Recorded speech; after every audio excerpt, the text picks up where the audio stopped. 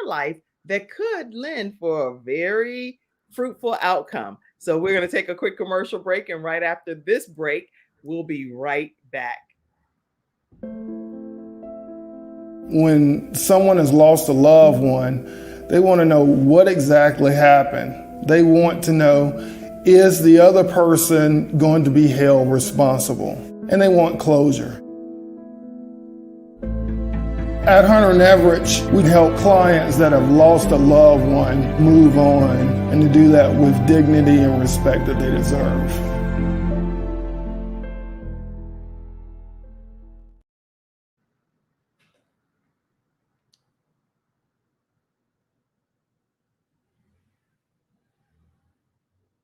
So what we're going to do is talk today with Richard Blank. And let me do this. I want to formally introduce him so you get a chance to learn more. I was having some technical difficulties, but you just keep it moving. So that's what was happening a few seconds ago. But Richard's journey in the call center space is filled with a lot of twists and turns. We're going to learn about all of them on today's episode, and what age he was when he formally just uprooted and relocated to Costa Rica, and what he did when he got there. We're going to learn all of that. Instead of me just reading it, I want you to hear it from him. He holds a bachelor's degree in communication and in Spanish from the University of Arizona, and is a certificate of language proficiency from the University of Sevilla, Spain. A keynote speaker for Philadelphia's Abington High School 68th National Honor Society induction ceremony. Giving back is very important to him, but where he gives back is even more important. And we're going to talk about that as well. And the scholarship that he has decided to share as a part of his legacy building journey. Welcome, Richard Blank, to the Kim Jacobs Show. So happy to be here and having the best time. Well, thank you. And we talked backstage and we were saying, you know what? There's nothing that he's selling you all today. Nothing that he's here to. What are we having, Richard? Just what? I don't have any watches in my coat. So I think we're good to go. We're just here to share ideas. And for me, being a CEO of a company, I just celebrated my 15th year in business. I started my business in my mid-30s. Okay. Because of maturity, impulse control, and some capital. But when I worked at my friend's center for 4 years, I didn't start at C-level. I was with the proletariat. I was in the cubicles, the good and the bad and the happy and the sad. Okay. And I learned a great life's lesson, Kim Jacobs, that people really wanted their dignity. And if a boss extends any sort of empathy, you might have someone that will want to be there. And when I started my company, I'm a straight shooter. And I also like to pay it forward. Since I'm a native speaker, I was always encouraging them for better English skills in regards to their strategy, their diplomacy, and their vocabulary. It was a big interest for me. And it worked. And this is competitive, but I've done something different, and I know you love this. I believe in a gamification culture. I've collected pinball machines, retro arcade machines, jukeboxes, and air hockey tables. And so recess was the best class, and it's the only class. And so we need to have fun at the call center to recharge batteries and make friends. And so these games are older than they are. It's not PlayStation. These are restored pinball machines from the 80s and 90s that they get to play with me. And so it's one of the most wicked and cool environments to have when you're building company culture. So, and because I knew about your antique refurbished pinball machine. So I was reading about that and I saw that and I was like, oh, that's so awesome. He takes me all the way back to my Pac-Man days and things that oh my gosh, like there he is up in the corner. You see Pac-Man on top of my candy machine. I love Pac-Man. I would go to the local arcade area just to stand there and pour down sweating, like doing Miss Pac-Man like for hours. And I've told my family, if you all ever want to get me something that's like huge for me in my home, would be a life-size Miss Pac-Man machine. You never know. Mm-hmm. There you go. That would do it because I love it and I could do it all day. I have the one that you can connect to the television. Not the same. No. My favorite was a Miss Pac-Man tabletop at the pizza parlor. Yes, I stayed there all day. Good for you, Kim. Wasn't that fun? It was so much fun, Richard. So much fun. And I'm saying that brings out, first of all, it takes some stress off of you because you're focused on trying to get the Pac-Man or the pinball or whatever you're doing. it takes Yes. that stress because your focus is on the game. It's not focused on what's going on wrong or right or whatever in your life. Well, that's true too. Instead of a cigarette, play pinball. Instead of going over Reddit, Facebook, or Instagram, play Pac-Man. Instead of being by yourself and venting, why don't you play air hockey with me and let's have a blast? And it's all free play. I don't charge them. And so, but the lights, the sound, the action. But if you also think about it, you're preserving that sort of energy, because if you get off the phone or you're doing any other job, you're still on this sort of high. Yes. And then by moving that energy, as you say, to hand-eye coordination, the relaxation of just watching the balls and the lights, you're not icing a kicker. So when you get back upstairs, you're not laggard after a McDonald's meal. You almost once again preserve that energy, almost like holding breath going under ice when you're swimming. And it's a nice thing. And I've seen people have very strong second half pushes by keeping that mental head in that positive state. So brilliant observation on your end there, Miss Kim Jacobs, on your show. Or Richard Blank, you have not just mastered it in your brain, you've actually implemented it in Costa Rica in your call center. So what I think I'm hearing is that you have the pinball machines, you have all kind of things there, as well as you are huge with the Rocola jukebox as well. Oh, that's huge. This is all in your call center? 1961 Rocola Regis in mint condition. That's unbelievable. Some people stare at the Mona Lisa when I walk into these bodegas at some guy's place 5 hours away and I see this back there. I got to be calm. Don't get excited because they'll charge you more money. I'm like, oh, it looks a little dirty. I'm like, I can't wait to clean her. You don't bring her home. Oh. And so the craftsmanship, 60, 70-year-old machines that people fell in love. But here's the funny part, Kim, you're going to love this. So I open them up, right? And there's 145s in there. And I'm like, gold mine. I go, can't wait to find my In Excess and Duran. I start pulling them out. I'm like, who's this guy? I've never heard of this guy before. Right. They're all Latin American artists from like the 50s and 60s that I literally never know. But my swagger knows. So I gave her a huge collection. Now she's the queen of the neighborhood. But I really thought that I got a cachet of collectors retro 45s, but I didn't know a single artist. So I just replaced it with But you did get a great machine. So you did get a great product. There's not a single Shirelles LP in there. What do you want me to say? What are you going to do? Knows? Well, the thing that I like about what I hear you saying, Richard, is that there are people that throw things away or they're putting them out and thinking that they're done and over with, but you're getting the opportunity to restore them and make them more valuable in today's time. I'll give you an actual cost. So I'm picking up a machine, let's say the Arnold Schwarzenegger Last Action Hero. It's a mid-90s machine, right? Right. I got her for $300 down here, you know, without even turning her on. I just grabbed her because when you look at the play field and you look at the insides, things can be fixed.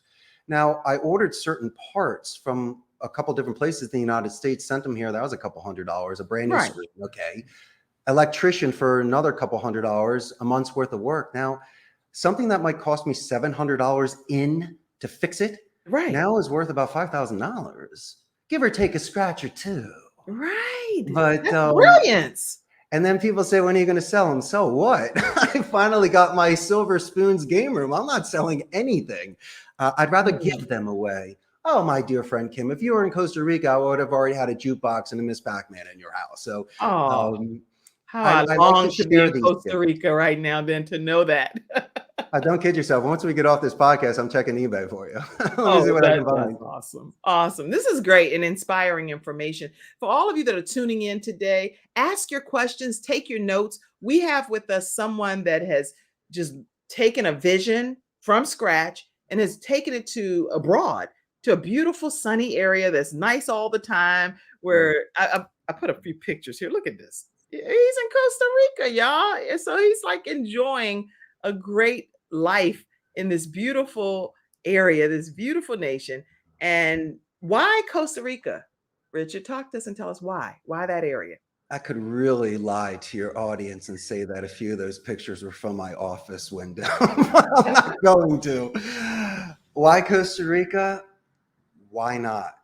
And sometimes through the Wu Wei philosophy, there is no resistance. You must let the wind carry you or the current take you. Swimming against it will only drown you.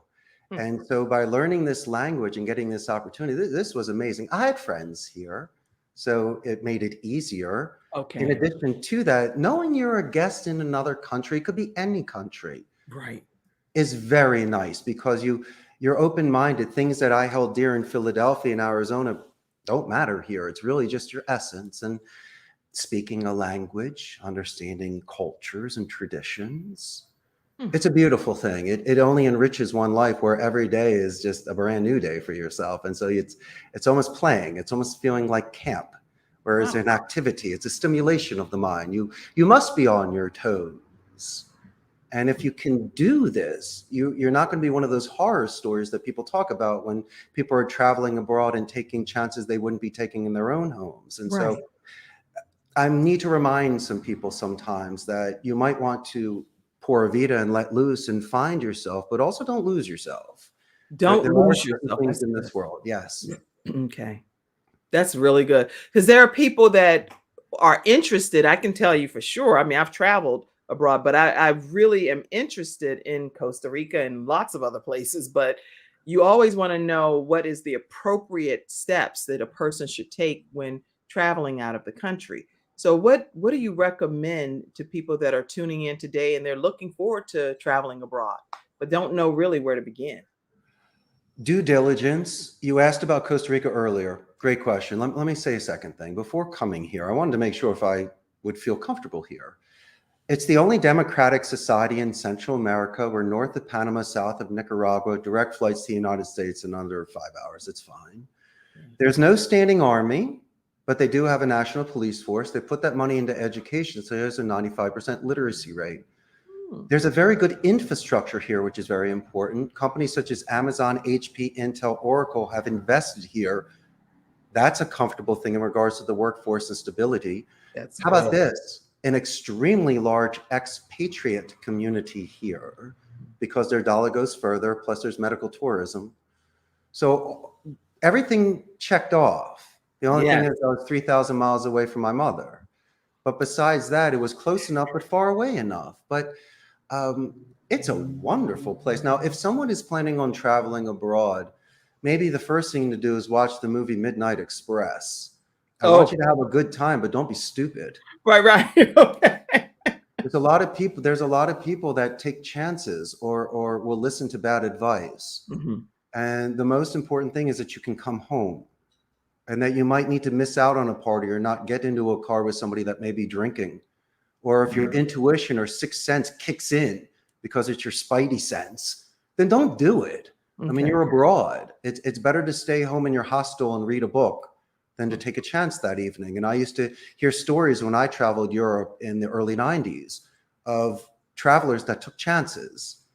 And so you learn those lessons, but it's not to scare you. It's only to prepare you. Prevention is better than a cure. And if you plan out your trips and you call home and you're responsible and you find groups to travel with, where there are people that you can share ideas and you can go exploring with and you can go on hikes and go to museums with them, by all means, you might learn new music or new ideas from people. And the greatest relationships I met were people that were not from the United States. You had 35-minute conversations a day from people all over the world. And you, in those years, you didn't have a phone. So you put your book down. Right. And you spoke to people and you wrote letters afterwards. Right. Hopefully with scratch and sniff or puffy stickers. Be cool about that. And you made friends. And I think we're missing that sort of memory making today. Yes. That's very insightful. And with your family, I know you said being 3,000 miles away. How has that been for you, being able to stay close enough to family, even though you are that far away? Well, you have to look at it in a way that may be selfish. Not in a bad way. I'm not taking anything away. All I'm doing is readjusting that mass in that space. Interesting. And I found a place where I can't get enough of this magic dust. I mean, this thing is incredible for me. And it's obviously the result was that I grew. And so all I'm trying to do is pay it forward through second language scholarships and feeding families here and just finding my own center. I mean, money, jewels, and gold, all that stuff loses its luster. What do you want to do? How many meals can I get, and how many extra slices of cheese? I get sick if I eat too much chocolate. I want to do different things, like write children's books or go on more adventures and meet more people. And if you could still be thinking forward instead of thinking backwards and still excited for things, I think that's a beautiful life. And so my family cannot, I guess, you fear what you don't know, and you can't give me advice on starting a call center, learning this second language, and living abroad for 2 decades if you haven't done it. They were used to a Northeast mentality and how we were raised. Philadelphia, right? Originally, yes, in New York, and following in family footsteps and family businesses and studying economics and finance. And I had to be true to my 18-year-old self. I know that if I were in that sort of box, Kim, I would be the most miserable boy. I wouldn't be smiling today in a 3-piecer. I'd be at some cubicle somewhere, still bald, but miserable. I decided to you're happy. You're happy, Richard, right? You're happy. Oh, life is a dream. Life is a gift. And if you have good intentions and you're honorable, then by all means, I believe you should be true. And there are naysayers and great believers out there, but these are people that usually love you and just want to protect you. But if you never go on the roller coaster, you never know what it's like. I might throw up, but sometimes that's half the fun. But to experience the flips and the turns and the twists, as you were mentioning earlier, you have to live life. And you sometimes have to let go of the bike. You have to do this just to see if you raised your child in a way to be proud, where they can extend their wings and fly far and come back with stories to tell and having a stronger chest. I think that's the most incredible way as a positive reinforcement for a parent and a family. Well, I think that everything that you're saying right now, and again, we're talking with Richard Blank. He's the owner of Costa Rica's call center, just literally moved from the United States and moved over and started a call center abroad. And the inspiration that you're sharing, and as for me as a parent, because this show is about how people balance all different aspects of their lives. And sometimes when we have children that are adventurous, it's really hard to accept what they are interested in. And like for me, I can only speak personally. In the virtual studio audience, put your own comments, your own thoughts, and I'll go and grab them and give you a chance to ask any questions of Richard yourself. But sometimes the things that our children are interested in, we have no interest in whatsoever. Like I am not interested in just getting on a boat and going, literally just putting the motor on, he just goes off. And I'm like, oh! Even though I 100% support him, I'm there when he comes back. And I'm like, I hope you had a great time. And he's like, Mom, you're the best mom in the world. I'm so panicked. And I'm like, gosh, is he coming back?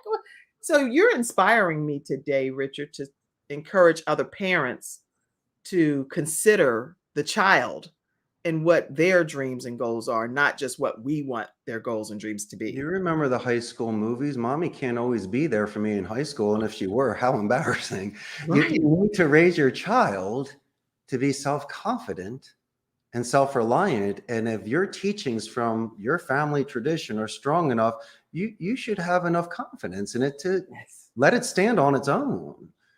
But it's difficult because it's easier said than done until somebody pushes you out of your comfort zone. Back in the day, as we were being raised, it was a different time. We didn't have the cell phones then. We could disappear for a couple hours. Right. So Mom called us to come home when the lights came on in the street, right? Yes. No more wiffle ball. Right.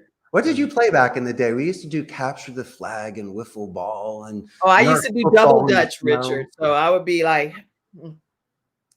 And I would jump in and double dutch. Did you now? With the double? Okay. The double dutch, and you go like this, and then you just jump in at the right time. I did that a lot. Were there any specific moves, like in breakdancing? I knew certain things like the windmill and the head spin and the moonwalk and stuff and the robot. What were certain moves you could do when you were doing your double dutch? Well, now, Richard, you're gonna have me showing that I have my sweatpants on, right? Because I have on some multicolored. Are we doing? Oh, this is great. We're doing this. Oh, all right, Kim. So what I would do is I would lean in and, like this. Okay. And then I wait, and then I'll go in and start, double dutching. Okay.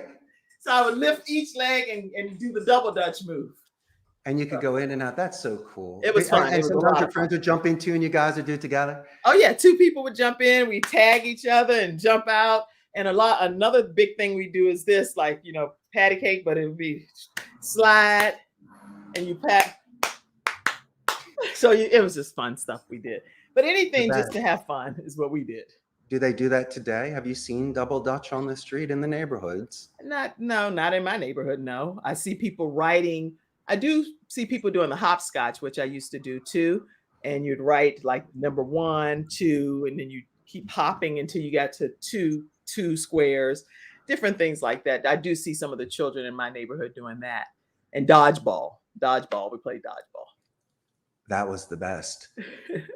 It was hospital dodgeball is what we had. We had a doctor and a spy that can cross over and save people. And then we used to use them with the Nerf soccer balls, because remember the red ones in gym class? Yeah, yes. That would hurt. That really hurt. That's like paintball fighting today. I'm like, who wants to do that? You're bruising my body.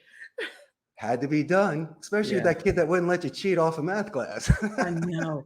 Now, starting a call center, when you started this call center in Costa Rica, it takes a lot of skill and talent. You can't just go and start a call center abroad. Mm-hmm. What were some of the things when we come back from this commercial break? What were some of the steps and skills that you had to become very proficient at possessing in order for this to even happen? And even some of the business owners that are tuning in today may want to know, how do I get started? What skills do I need to implement and have right away? So we'll take a commercial break and we will come right back to hear more from Richard Blank. I'm enjoying you, Richard. Glad to have you today. Awesome. All right, we'll be right back, everybody. I have peace of mind with Silver Shield Security, which has been protecting my family and home, along with servicing the Carolinas for over a decade. Silver Shield Security knows the importance of convenience and safety. Whether you live in an apartment, a home, or run a business, they are here to protect you from unwanted intrusions and fires. Call now at 704-440-4688 or visit the website at www.silvershield-security.com. You can use my promo code #ToneX and get 1/2 off your installation price. Don't forget to ask about the new no money down options. Let Silver Shield Security help to give you peace of mind, just like me and my family, and keep your business safe. All right, everybody, we're back and we're talking with Richard Blank today, owner of Costa Rica's Call Center. And I can imagine like conflict management and just the ability to be able to take a chance and taking risk. It's a lot of factors when it comes to business ownership in general. But in Costa Rica, how is that process for you? You need to delegate. Delegate. Think of a tree. You got the richer trunk, but I needed some branches and I definitely needed some roots. Once again, I'm a guest in this country. So I hired specialists. I hired HR directors and accountants and attorneys. Supervisors, IT directors, individuals that have this track record that could do it for me. I couldn't go to school for that. And when I started my business, I started out of my house. I launched a website October 4th of 2007, landed my first account February 6th of 2008. It was one seat for 50 hours. So what did I do? I didn't have the capital nor the ability to build out a call center at that stage. So I was renting a turnkey station, almost like a glorified internet cafe. We call them blended centers. And so the station would be there with the computer headset, there's coffee and there's lights on and an IT support, but it's shared. And so I was there for a couple of years and I ramped up accordingly where I could pay the taxes, pay the salary, the overhead, made my margin. And hey, it's a turnkey business. I'm paying premium, but I could scale as I wished. And after building some capital, I rented out some space. I was able to purchase used computers and used equipment. I knew what to purchase. There are certain industries where used is better than brand new. It could still work. So for a fraction of the cost, I was able to build out 150 seats at a place that I rented for 6 years. Building upon that momentum and capital, I'm currently in my own call center that can house 300 seats that we own. And so I believe in the tortoise and the hare. Act your wage. Grandma says if you can't pay for it in cash, you don't do it. And I like to give job stability through responsibility because you need to be really financially responsible with people's monies and taxes.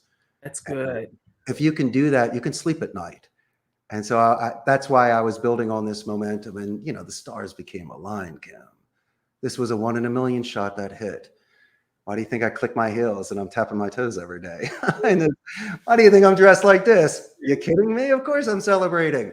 And so if you can live every day as if it were your last, and you walk the rows and you say good morning to people, and you have coffee with people and cookies, and you break bread, then there's a very, very good chance the people that work with you will show extended fidelity and not leave you.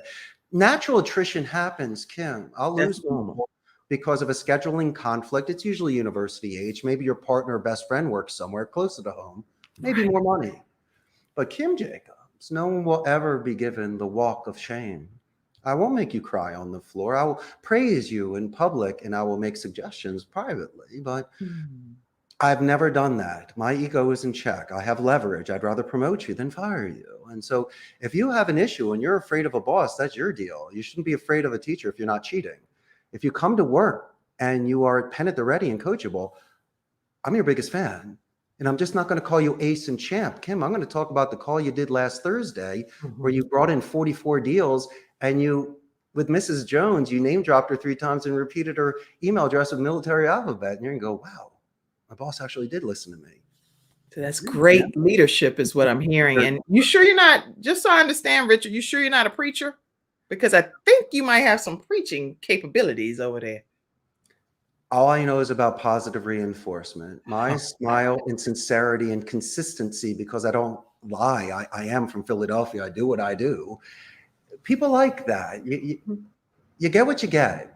And at least you'll get somebody that goes 15 rounds for you. And if something does happen, you judge character during chaos, Kim. Let's say somebody does quit on a Wednesday. No 2 weeks notice. They started strong. They just pieced out on me. I have no idea where they went. Then what? So, hey, Kim, I'm going to give you a call. I'm going to let you know what happened. I have suggestions. I got 3 people that can jump on the phone, and 2 have already been trained. And if you and I can make through that together with no surprises and accountability, imagine what happens when it's good times. And so the best relationships I had were during conflict, where I was able to manage it and fall upon that sword. Those are the sort of secrets that have enabled me to have a successful company with clients.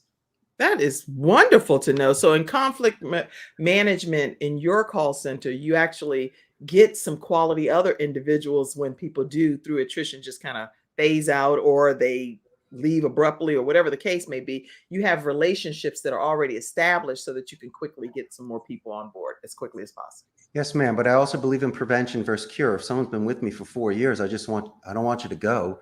And guess what? And we spoke about this earlier. There are things that may be happening outside of the office that could affect your performance and your mindset that day. If you're not breaking the labor law, I'm willing to get some water on your face, play some Pac-Man for a minute, or just say, hey, champ, you doing all right today? You're a little out of character. I've seen what you can do from a track record perspective. And so we do our best in this delicate situation to give the benefit of the doubt.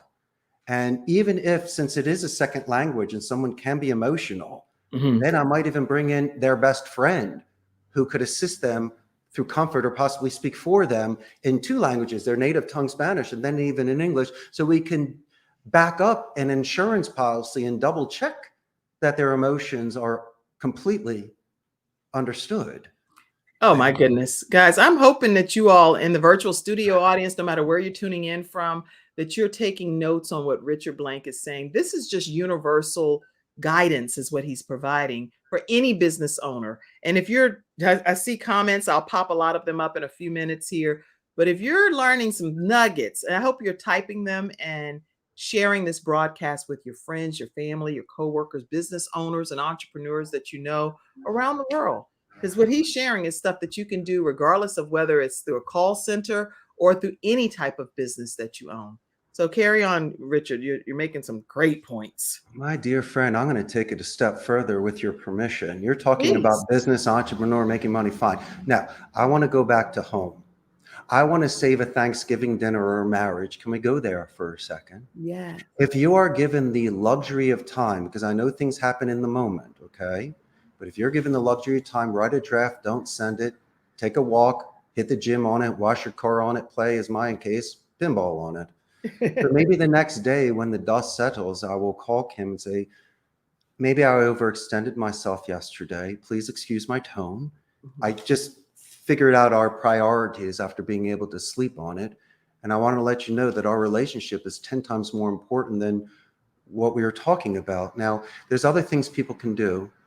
Medusa will turn you to stone. So if someone is an energy sucker, do not look in their eyes. But if you can't be disrespectful, look in between their eyes. It still works. You just won't get the Medusa effect. Right. But if someone is giving you love, look in their eyes and drink as much as you can. So at least you don't avert eyes. That's important. Listen twice as much as you speak. Take a lot of deep breaths. Drop that temperature. Do that.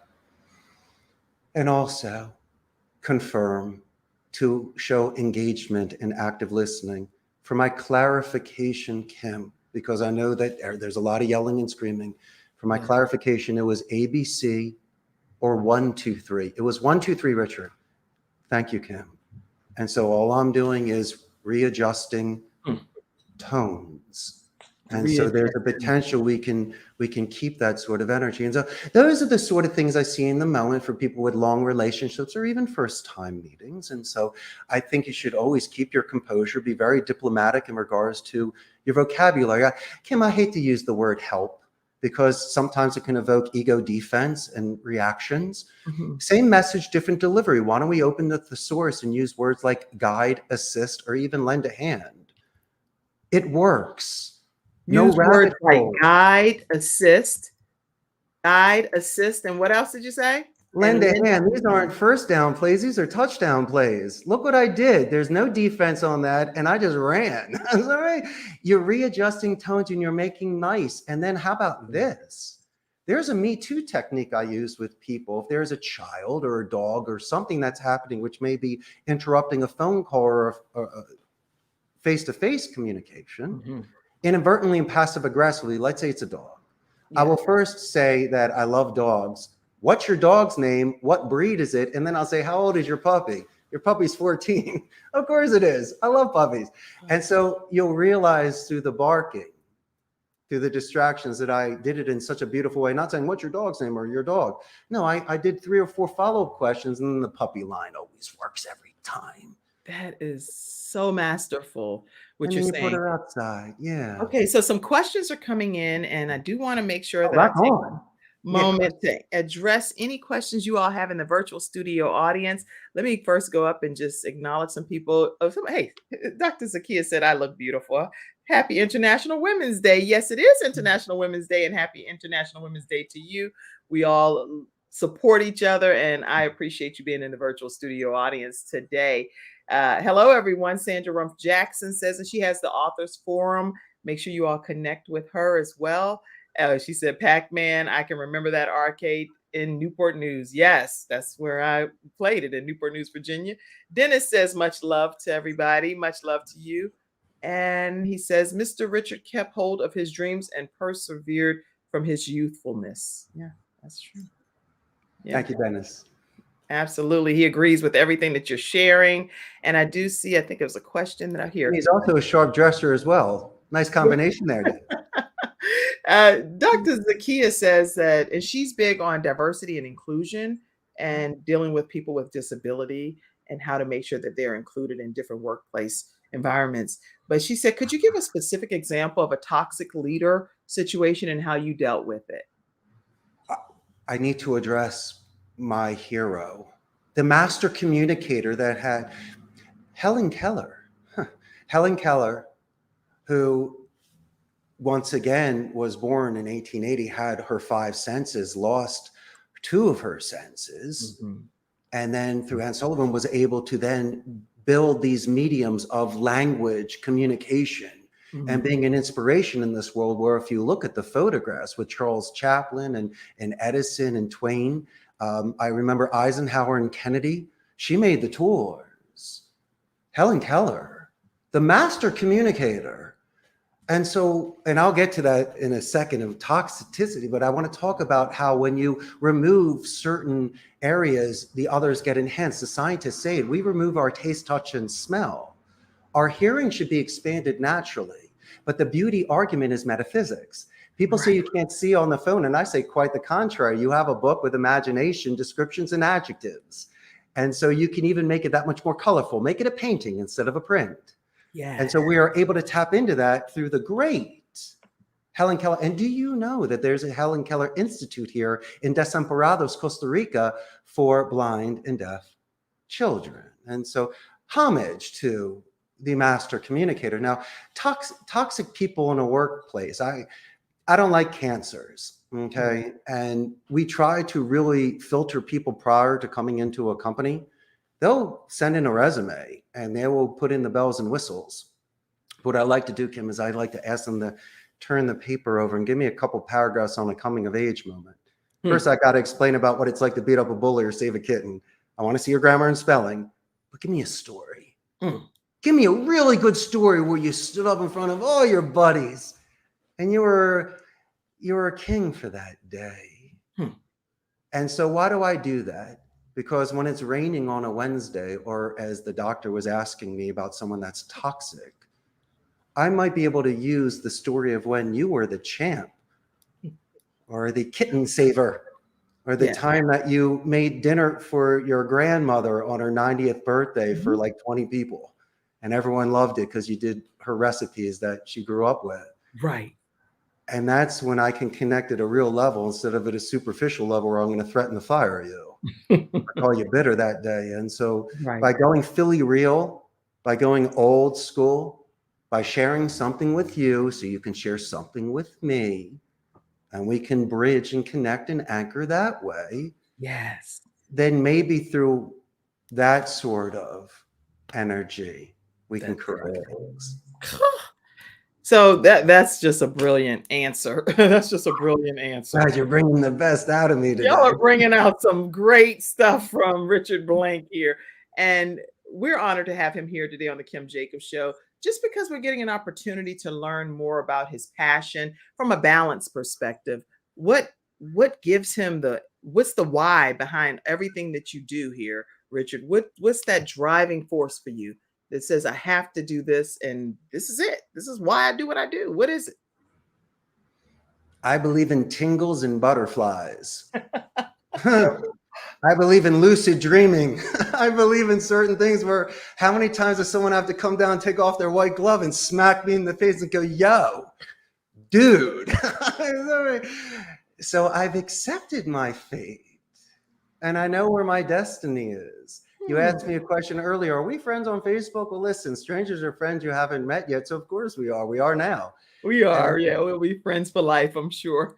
So I don't believe anything happens by happenstance. My dear Kim, your audience only remembers how to smile again. Yes.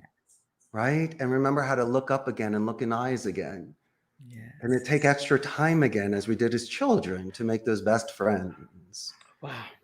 And why do I do this? Because that sort of foundation I had as a young man and how I was raised through a nurtured environment, I've kept that. And maybe I don't know any better, but it's done me so well. Why change? And when I moved to Costa Rica, I married the girl of my dreams, Grace Bourbon. We built this business together. And so imagine those two amazing worlds coming together.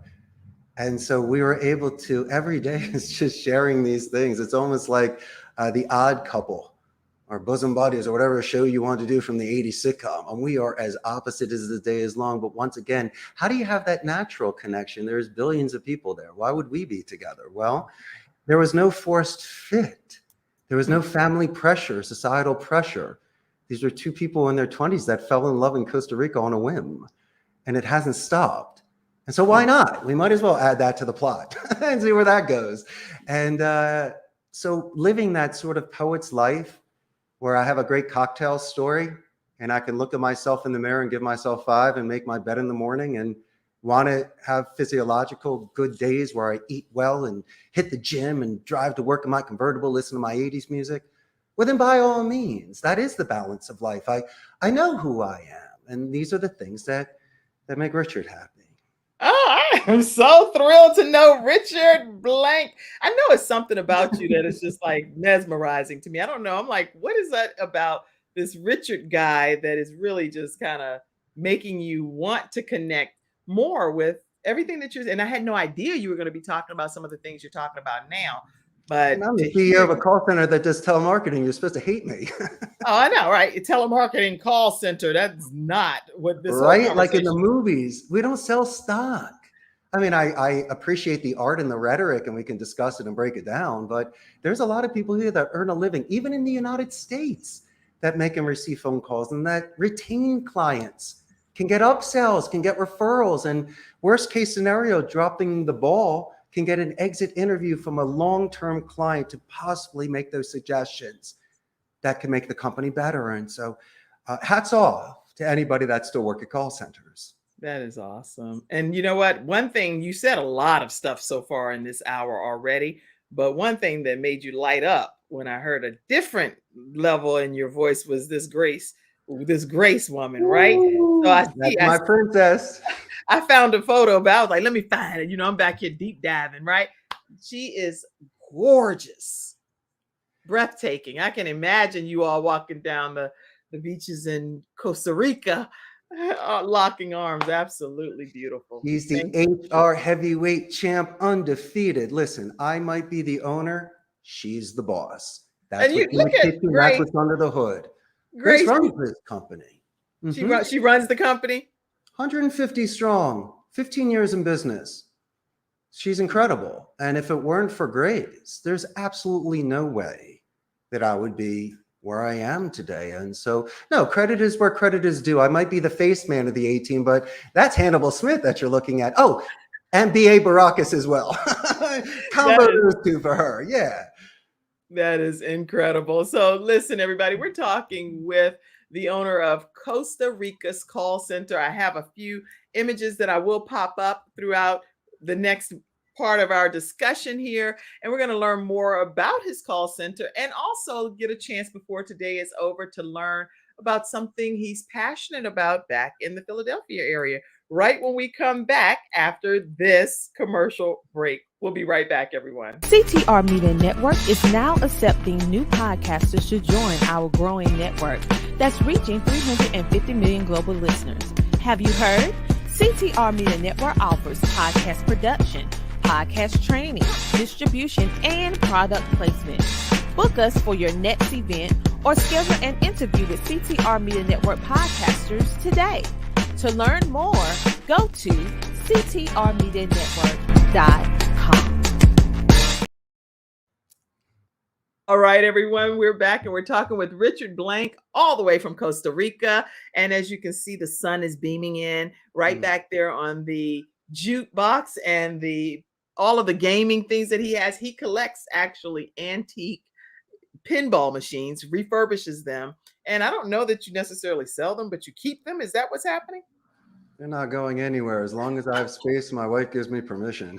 Okay, so this is my private stash right here. This is a classic candy machine. So if you come, you can have as much as you like. Oh my goodness. Okay, this is just incredible. So talk to us about Abington Senior High School.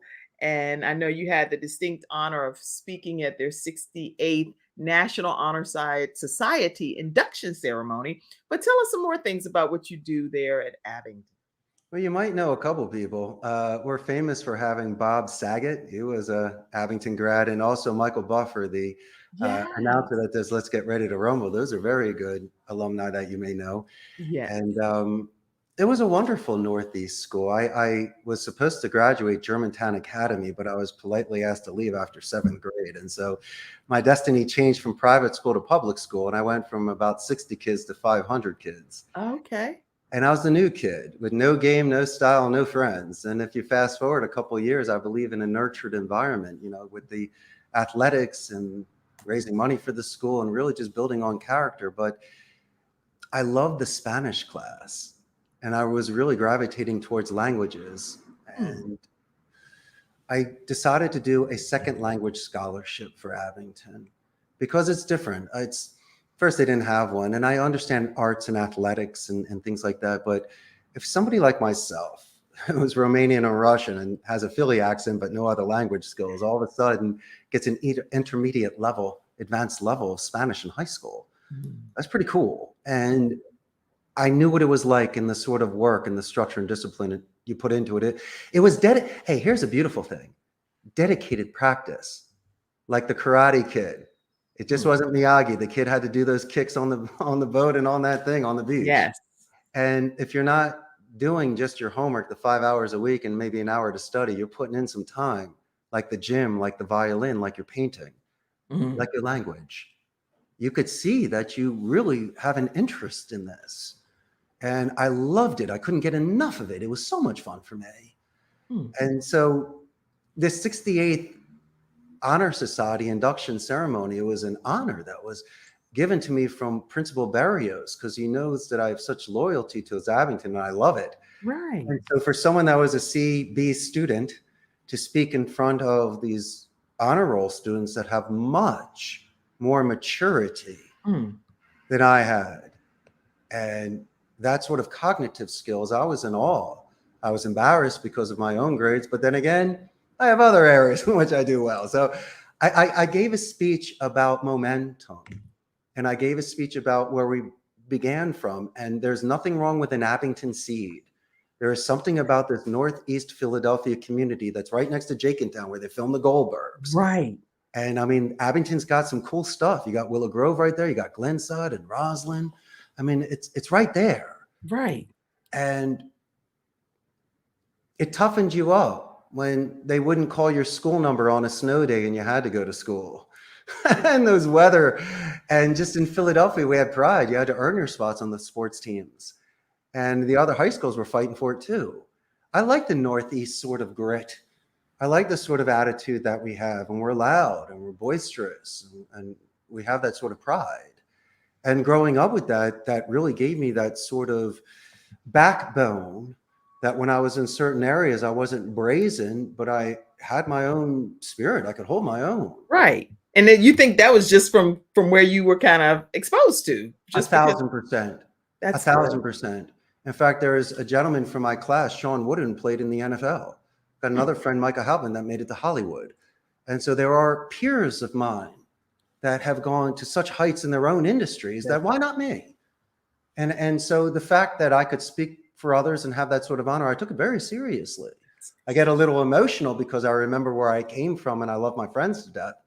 But I also put myself in that 18-year-old shoes that think they know the world, but they have no experience yet. But they have a full tank of gas. They just don't know where to go. But that's why people like you, Richard, get the opportunity to come back and to pour into them to say, hey, when you do start steering and using your GPS, let it guide you in these type of directions. So you're a great example for Abington High students and everyone that's tuning in today to know where they can kind of steer and what direction things can go in. What about checkpoints? Like belts in karate or even in skiing and stuff. You check yourself so you don't wreck yourself. you need to, Ferris Bueller says you need to stop around once in a while or you're going to miss it. And so, I mean, a lot of these philosophers are telling you to live in the now.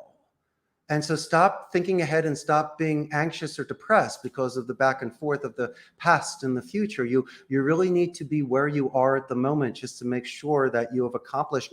And just like you agree with that? You agree with that, right? Never leave a door open. Okay. Never leave a door open. Never leave your keys at home. Count to 10 because it could ruin your entire day and throw your whole game off. And so I think you need to slow down and calm down. The masters are the ones that can do every level. It's not like they're geniuses from start. No, they figured out how to string the guitar. They figured out how to play it and they grow from there. Right. Yes. So don't try to master everything at one time, but just be great at what you can be great in that moment. Is that what I'm hearing you say? Yes, but there's 10 paces. You might gravitate towards 8 and 9 better. It's more fun. Right. But, like in karate class, the first thing to do is to put on the uniform. But that's not fun. I want to learn how to kick. I want to start chopping the board. And start chopping boards. No. There's certain sort of, and I agree with tradition in regards to mindset. You need your armor, your shield, and your sword. Right. You can't go on a battlefield until you're prepared. Nope. Because you could have the greatest armor ever and not know how to use it. And so in my philosophy, in my class, we acknowledge fear initially. So at least I can get you in a balanced, arbitrary mindset for absorption of energy and of coaching. And so with you and with your audience, you need to plan out those checkpoints, and you need to accomplish that, or you don't move forward. I agree with you. I agree with everything that All you're right. saying. Whew, had to make my point. Yeah, you made your point very well, and I agree. Period. Period with the exclamation point. It's like in the modern day, they say the period. Because they'll I miss said it, something. period. They'll always miss one thing: sending that email, leaving that voicemail, making that phone call later that day. That the simple steps that you were taught. Mm-hmm. Yes. Wow. Okay, so if you all want to definitely stay connected with Richard Blank, make sure you know that you can just look up Costa Rica's call center. That's him. And that's what this big conglomerate of a call center that he's built from ground zero, dealing with opportunities galore. This is it, correct? That's my beautiful Art Deco building with the neon marquees. I'm finding some good pictures. If y'all see my eyeballs over here on a swivel, it's because I'm back here also working my magic, doing some extra things. I was getting some images. Look at this. Well, that's actually not my call center. That's another one. But Okay, that's all right, don't but worry. that's still a call center in Costa Rica. Yours look better, right? So let me Look, go and my back. agents look happier and they're better looking. Okay, tell me if this is yours or not. Is this yours? That's not mine either. But Oh, once forget again, we're it, very forget it. competitive here in Costa Rica, but I'll send you some more. But listen, Guess Kim, what you what? did, Let me say this to you, that this is your building, correct? that is correct. This is your building. Inside this beautiful building is nothing short of amazing. I see all kind of pictures about Costa Rica. But you see my competition. You see what I compete against. So maybe That's if I good, know someone's though. name, I might keep them. This is your logo? That's my Broadway fund. Uh-huh.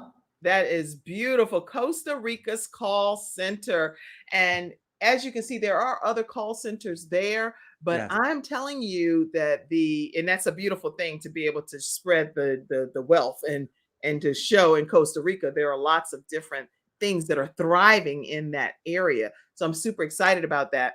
But when I looked online and I saw your building, I was just very impressed. You brought up a great point. It's a buyer's market. I mean, these agents can really choose wherever they want to go.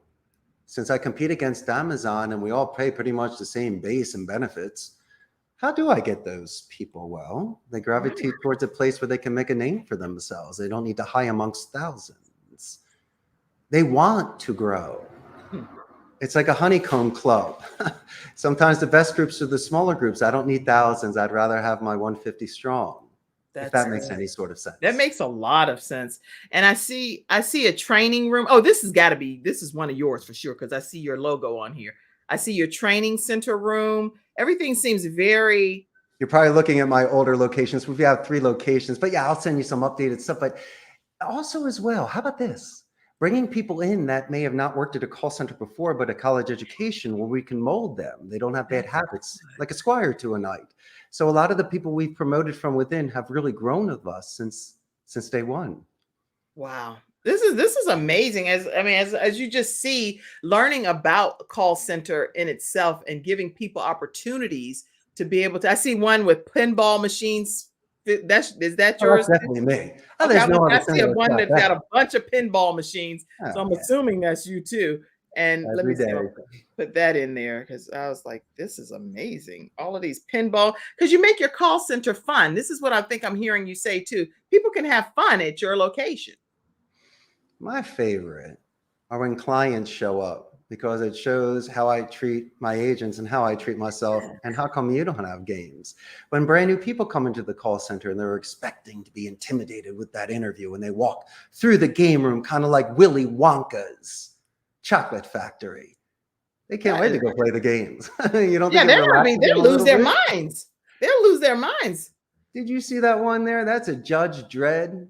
You got yourself a nice mousing around Doctor Who, NBA Fast Break, and right at the end is that Last Action Hero.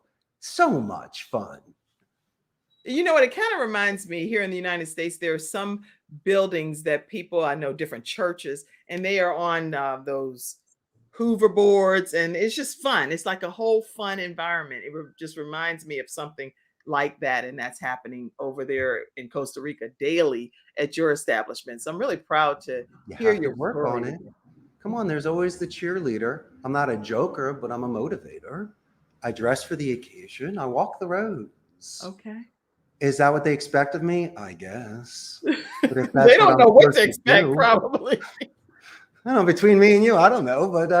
But if I'm gonna do it, Miss Kim Jacobs, I'm gonna do it in style. And in case your mother shows up, I'm going to be ready to go downstairs and tell her how amazing you are, how happy I am you work with me, and how you're a treasure at CCC. And you know that's a gift that keeps on giving. It's a positive escalation. We do it on the phone. We do it verbally with gatekeepers. I do it in writing when I do the meeting minutes and follow up with clients. So when we call a company back, the secretary is going to thank me so much for the compliment and add momentum and give me more goodies about a company culture. We do things like that here. Soft skills that don't compromise ethics, values, or morals, just enrich the experience. My goodness, if you're making 100 calls a day, don't give me 100. Make 84 calls a day and add each call a couple minutes so I can talk about the Kim Jacobs show and your dogs and all the fun things we're doing, and double Dutch and all the other fun stuff. Listen, if I spoke about double Dutch on a telemarketing phone call and the QA department heard that and we converted the call into a sale, do you know how much credit you would get for talking about double Dutch on a phone call? That's the now. That's the genius. That's why Kim Jacobs rocks. And I'm so happy to see you stand up and double Dutch on your podcast. And so that's what makes people an ace. And you can't train that. You cannot. That's the anchor that we're looking for in the body of the call, not the introduction or conclusion. When the client starts saying my name, that's when you know you'll make $1 million. That's when you have your craft and you're well-versed.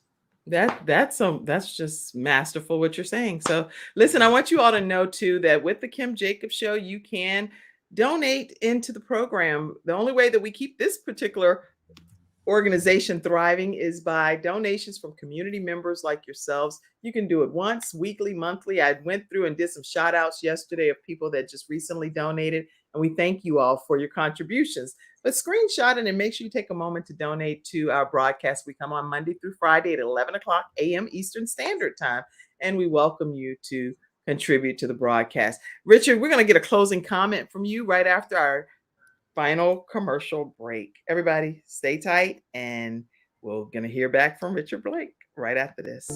Welcome to Confidence Tones, where we use a proprietary...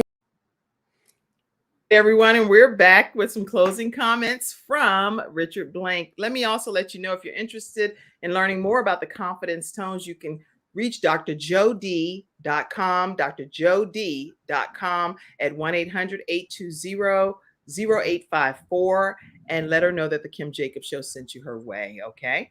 All right. Richard, I don't want this to end. And I see an 80-something-year-old church mother that's typing on the internet saying this was a great show. She actually had a heart transplant over 20 years ago, and she still has that heart beating in her from a 16-year-old that donated his heart to her. And she said this was very informative. Thank you, Mother Harper. Thank you, Mother Harper. And lots of other comments that's come in. Mr. Richard has a movie-like voice. Hollywood is missing out without Richard Blank. And that's a Hollywood name anyway. Richard Blank, he's him. He's dressed in this suit. He's an antique pinball jukebox guy and living in Costa Rica with Grace. He should be in Hollywood movies. Come on, y'all are missing out. All right, Richard, tell us a closing comment. Fortune favors the brave. For your amazing audience. Kim Jacobs, I can't thank you enough for the time today. I had so much fun. Look what you brought out of me. And really, your audience is amazing, and I gravitated towards this show. You are such a giver. You feel like someone's really cool sister that gives me advice to make me even that much more popular and to keep me out of trouble. And so I was hoping that I was able to shatter some misconceptions on what a telemarketer or CEO is like. And I have 1,000 suggestions. If you or anyone wants to come visit Costa Rica, I'd love to share with you a lot of places to fulfill your adventure. And don't get brand new when I pull up in Costa Rica and I'm like, I'm here, Richard, Grace, somebody show me around. Take me in. Y'all, you got me, right? You have me. I'm definitely getting you at the airport. We're going to go get some sushi, and then you're going to be on your way, having the best time of your life. I'm excited. I'm looking forward to visiting Costa Rica with that particular invitation. That's for sure. All right, everybody. That's today's episode. Again, it's International Women's Day. Happy International Women's Day to you. And having Richard Blank on today was nothing, again, short of amazing, other than every woman, if you tuned in, you definitely became a better person just hearing from him today. So thank you for blessing us with your presence today, Richard. Thank you so much. Thank you, ladies. All right, everyone. On that note, we will see you tomorrow at 11 o'clock a.m. Eastern Standard Time right here on The Kim Jacobs Show. Have a great day, everybody. Thank you for tuning in to today's episode of The Kim Jacobs Show and for being in the virtual studio audience. Your presence truly does make a difference, and I look forward to you bringing your friends and family to join you in the virtual studio audience Monday through Friday at 11 o'clock a.m. Eastern Standard Time.